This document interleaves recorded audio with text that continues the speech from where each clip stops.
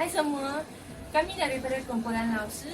Hari ini kami akan membuat pembentangan tentang falsafah pendidikan barat perennialisme.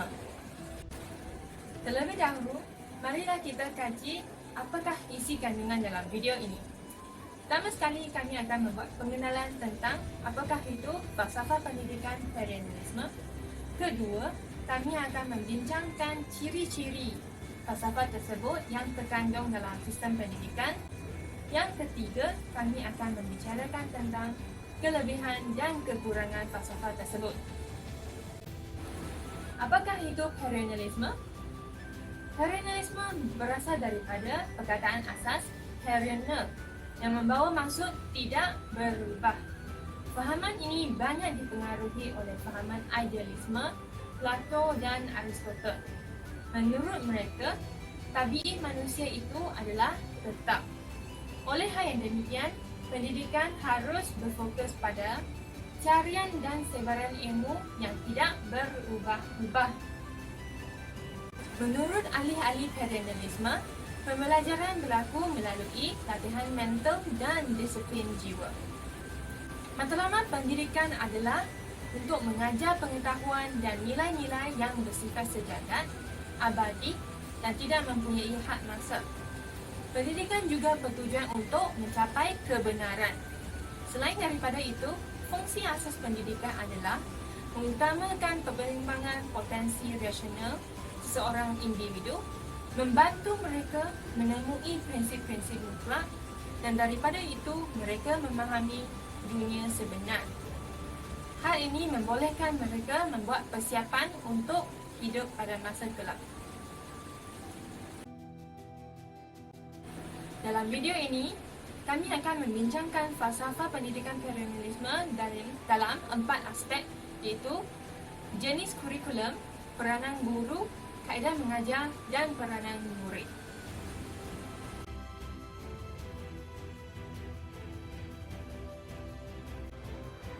Aspek yang ditumpukan oleh perennialisme adalah jenis kurikulum. Dalam falsafah pendidikan perennialisme, terdapat 3 ciri tentang jenis kurikulumnya. Ciri yang pertama ialah kurikulum yang ditentukan. Falsafah ini berpendapat bahawa kurikulum pendidikan mestilah ditentukan dan tidak boleh dipilih sendiri oleh pelajar mereka. Ciri kedua ialah tumpuan bidang kurikulum mereka. Perennialisme sangat menekankan bidang kemanusiaan dan kesusasteraan. Bidang ini memberi tumpuan kepada fitrah manusia. Fitrah manusia adalah suatu elemen yang tidak berubah. Hal ini selari dengan perennial yang juga bermaksud tidak berubah. Oleh itu, bidang kurikulum perennialisme sangat tertumpu kepada bidang yang selari dengan fitrah manusia. Ciri ketiga ialah pembelajaran untuk kehidupan dewasa kelak. Falsafah perennialisme menyatakan bahawa sekolah perlu menyediakan pembelajaran untuk bekalan hidup seseorang pelajar. Hal ini bertujuan agar pembelajaran tersebut dapat digunakan apabila mereka dewasa nanti.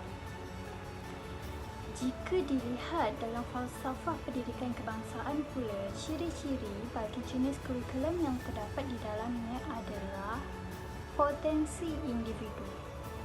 Hal ini bermakna potensi seseorang individu itu dapat dipupuk melalui jenis kurikulum yang dipelajari. Jadi, apa pula perbezaan kurikulum pada zaman perennialisme dengan pada zaman kini? Menurut falsafah perennialisme, tumpuan mata pelajaran mereka hanyalah bahasa, kesusasteraan, seni, sains dan matematik. Tapi, pada zaman kini pula, pelajar bebas memilih mata pelajaran mereka. Malah lebih banyak pilihan mata pelajaran yang ditawarkan berbanding perennialisme. Contohnya seperti lukisan kejuruteraan, geografi, kemahiran hidup dan banyak lagi. Perbezaan yang kedua adalah mengenai pendidikan teknik dan vocational. Menurut falsafah perennialisme, pendidikan teknik dan vocational boleh dimasukkan asalkan pengajarannya mestilah bercorak intelektual.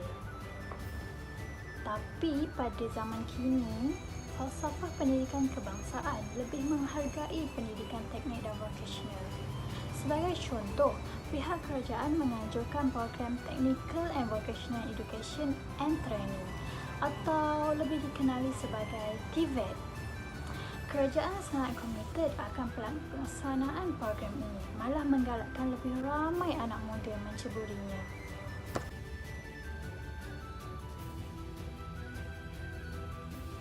Ciri seterusnya bagi falsafah pendidikan perennialisme ialah peranan guru.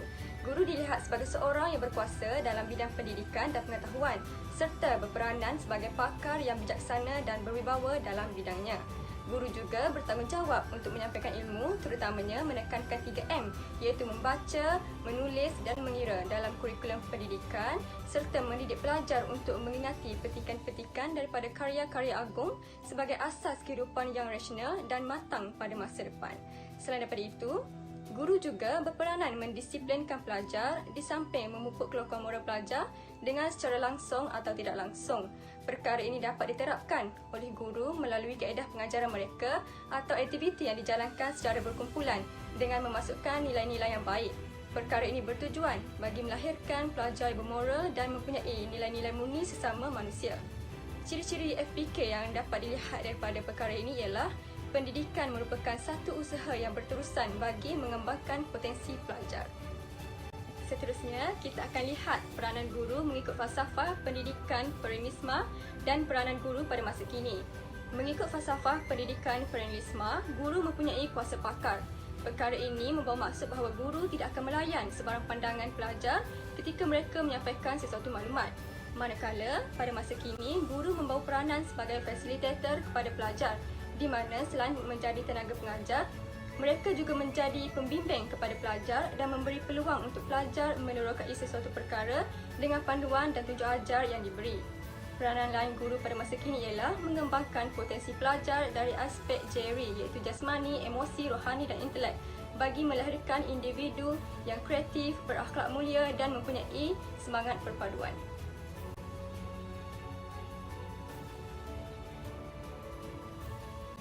Seterusnya, bagi kaedah pengajaran mengikut falsafah pendidikan perennialisme pula, kaedah didaktik dipercayai merupakan cara yang terbaik untuk sesi pembelajaran dan pengajaran. Prinsip utama kaedah didaktik ini fokus untuk mengajar kandungan pendidikan dan memberi pelatihan selaras dengan kurikulum yang diberikan. Melalui kaedah didaktik, guru mempunyai sepenuh kuasa dalam mengajar dan murid hanya duduk di tempat masing-masing untuk belajar ilmu dalam semua topik yang disampaikan oleh guru sahaja. Dalam proses pembelajaran dan pengajaran ini, guru tidak akan tanya soalan dan pelajar juga tidak diberi peluang untuk tanya soalan serta pandangan pelajar tidak akan dilayan oleh guru. Dalam proses pengajaran, kaedah didaktik menekankan beberapa fokus proses yang dialami oleh pelajar, iaitu boleh ingat, boleh membaca, boleh menulis, buat latihan dan ulang kaji. Kaedah mengajar ini boleh menghasilkan individu yang berilmu pengetahuan, iaitu salah satu ciri dalam falsafah pendidikan kebangsaan, iaitu FPK, tetapi bukan secara menyeluruh. Contohnya, proses mencari ilmu kepada kebenaran, tetapi pelajar hanya menerima tanpa mencintainya. Yang kedua, proses ingat ilmu dan budaya membaca juga ada dalam proses pengajaran didaktik. Jelaslah bahawa kaedah mengajar mengikut perennialisme dan kaedah mengajar pada masa ini mempunyai perbezaan yang sangat ketara. Kaedah didaktik yang digunakan mengikut perennialisme adalah pembelajaran berasaskan guru, iaitu teacher-centered learning, di mana guru aktif tetapi pelajar pasif. Manakala kaedah mengajar kini adalah pembelajaran berasaskan pelajar, iaitu student-centered learning, di mana pelajar sangat aktif dan juga guru sebagai facilitator sahaja yang menggunakan pembelajaran abad ke-21.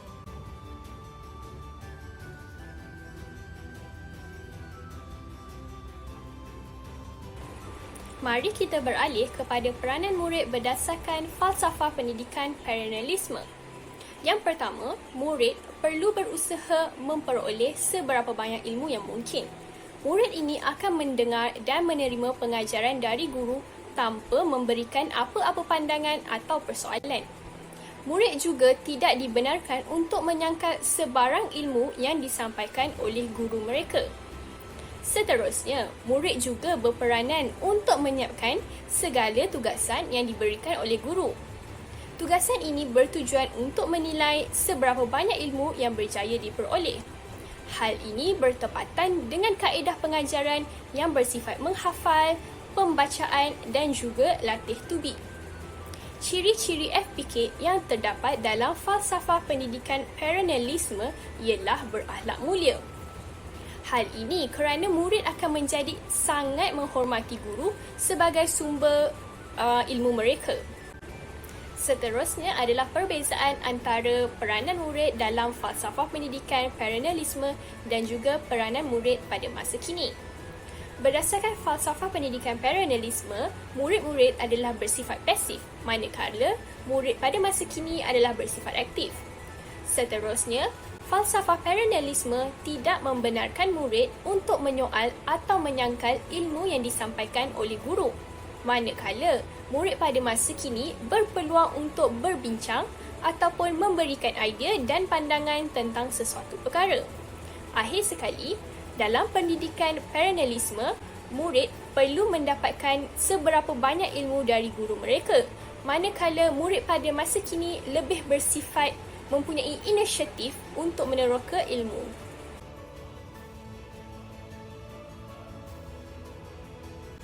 Terdapat kelebihan dan kelemahan dalam pendidikan perennialisme. Kelebihan yang pertama ialah pendidikan ini mengangkat kembali nilai atau prinsip umum yang merupakan pandangan hidup yang kukuh pada zaman kuno dan abad pertengahan. Pendidikan perennialisme lebih menumpukan perhatian kepada idea yang telah teruji dan kukuh selama ini. Kelebihan yang kedua ialah kurikulum perennialisme menekankan perkembangan intelektual pelajar dalam bidang seni dan sains. Untuk menjadi seorang yang berilmu, pelajar harus mengkaji karya ciptaan manusia yang terbaik dan paling signifikan dalam seni dan sains. Bagi kelemahan dalam pendidikan perennialisme, pendidikan ini tidak mementingkan pengetahuan yang berkaitan dengan zaman moden. Ia hanya menekankan kebenaran mutlak dan kebenaran universal yang tidak terikat pada tempat dan waktu. Pelajar yang dihasilkan mungkin ketinggalan zaman dalam era globalisasi ini. Kelemahan yang kedua ialah pendidikan perennialisme bersifat konservatif dan tradisional serta kurang fleksibel. Perennialis kurang menerima perubahan kerana menurut mereka, perubahan ini banyak menimbulkan kekacauan dan ketidakpastian dalam kehidupan moral, intelektual dan sosial budaya. Kesimpulannya, perennialisme bermaklumat untuk mengajar pengetahuan dan nilai yang bersifat sejagat, abadi dan tidak mempunyai had masa. Ciri-ciri perennialisme yang boleh kita nampak dalam falsafah pendidikan kebangsaan ialah mengembangkan intelek pelajar supaya mempunyai kebolehan mengatasi cabaran hidup. Amalan perennialisme dalam sistem pendidikan Malaysia boleh dilihat dari beberapa segi, iaitu jenis kurikulum, kaedah mengajar, peranan guru dan peranan murid. Kurikulum kita menekankan bidang kemanusiaan dan kesusasteraan yang memberi tumpuan mengenai fitrah manusia. Kaedah mengajar adalah melalui ingatan, pembacaan, penulisan, latih tubi dan ulang kaji. Peranan guru adalah untuk membimbing pelajar dalam memahami dan menghargai karya agung yang tidak ketinggalan zaman. Peranan murid pula adalah untuk menguasai kemahiran menahu. Sekian sahaja untuk topik ini. Jumpa lagi.